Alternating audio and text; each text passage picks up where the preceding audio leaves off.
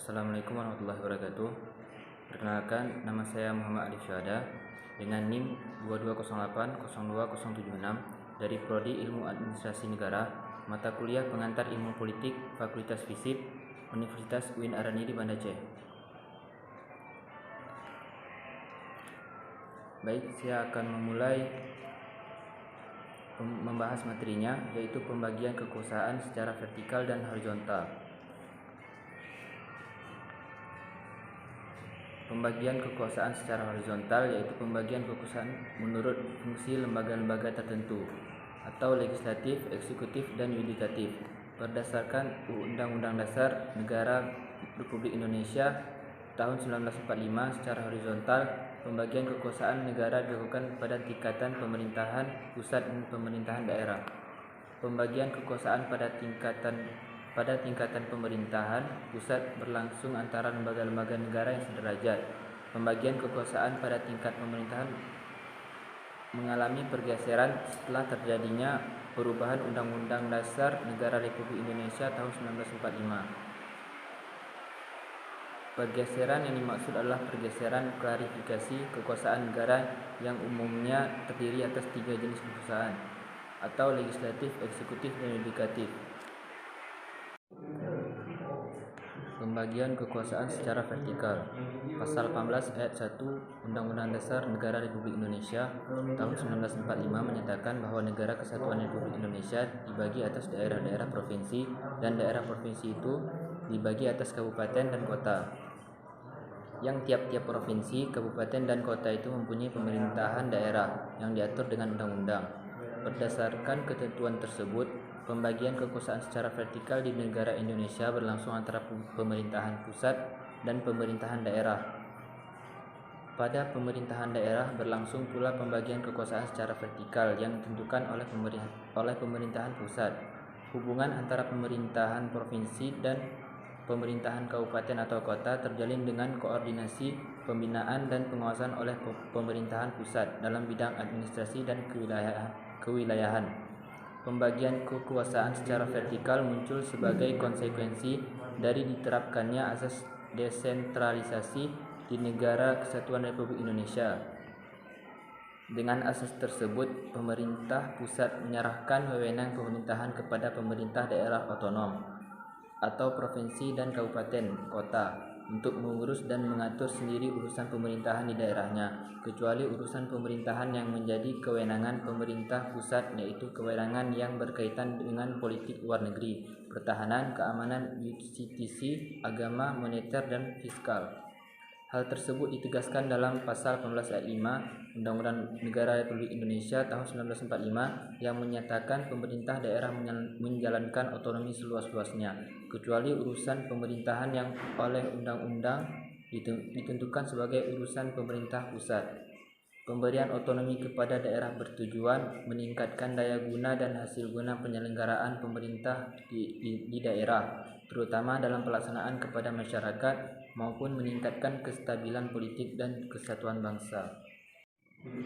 Secara umum, terdapat 3 lembaga utama yang menjalankan pemerintahan, yakni lembaga eksekutif, legislatif, dan yudikatif.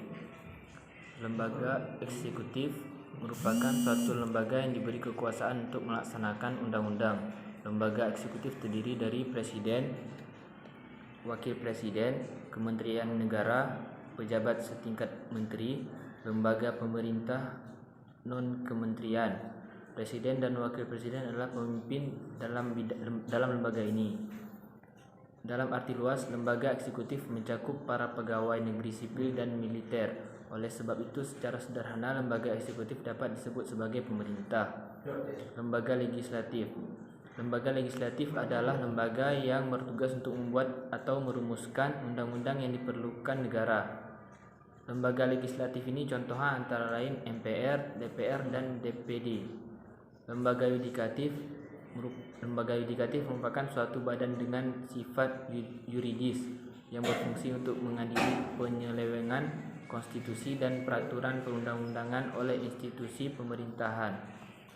Dalam menjalankan tugas dan fungsinya, lembaga yudikatif bersifat independen dan terbebas dari intervensi pemerintah. Lembaga yudikatif di Indonesia terdiri dari Mahkamah Agung, Mahkamah Konstitusi, dan Komisi Yudisial. Partai politik. Partai politik adalah organisasi yang mengordinasikan calon untuk bersaing dalam pemilihan di negara tertentu. Partai politik juga bisa diartikan sebagai suatu kelompok terorganisir yang anggota-anggotanya memiliki orientasi, nilai-nilai, dan cita-cita yang sama. Undang-Undang Nomor 2 Tahun 2008 tentang Partai Politik yang telah diubah dengan Undang-Undang Nomor 2 Tahun 2011 yang dimaksud dengan partai politik adalah organisasi yang bersifat nasional dan dibentuk oleh sekelompok warga di negara Indonesia secara sukarela atas dasar kesamaan kehendak dan cita-cita untuk memperjuangkan dan membela kepentingan politik anggota, masyarakat, bangsa, dan negara, serta memelihara keutuhan negara Kesatuan Republik Indonesia berdasarkan Pancasila dan Undang-Undang Dasar tahun 1945. Syarat-syarat mendirikan partai politik. Partai politik didirikan dan dibentuk oleh paling sedikit 30 orang warga negara Indonesia yang telah berusia 21 tahun atau sudah menikah dari setiap provinsi. Kemudian partai politik dapat didaftarkan oleh paling sedikit 50 orang pendiri yang mewakili seluruh pendiri partai dan wajib menyertakan 30% keterwakilan perempuan. Selain itu, partai politik memiliki tujuan umum, tujuan khusus, dan fungsi. Tujuan umum partai politik mewujudkan cita-cita nasional bangsa Indonesia sebagaimana dimaksud dalam pembukaan Undang-Undang Dasar tahun 1945, menjaga dan memelihara keutuhan NKRI, mengembangkan kehidupan demokrasi berdasarkan Pancasila dengan menjunjung tinggi kedaulatan rakyat dalam NKRI, dan mewujudkan kesejahteraan bagi seluruh rakyat Indonesia.